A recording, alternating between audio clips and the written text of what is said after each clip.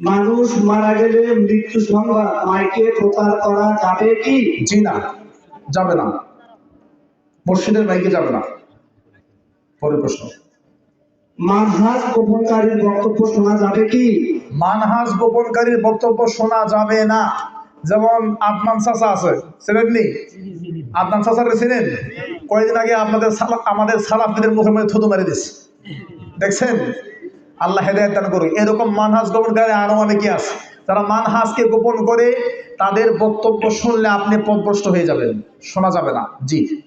ভারতের রাজা রাহুল হোসেন সম্পর্কে তিনি অনেকে বলে যে কোরআন শুদ্ধ তেলাওয়াত করতে পারে না, এ ব্যাপারে আপনার মতামত কি? ব্রাদার রাহুল ভাইয়ের কোরআন তেলাওয়াত শুদ্ধ নয়, এটা সঠিক।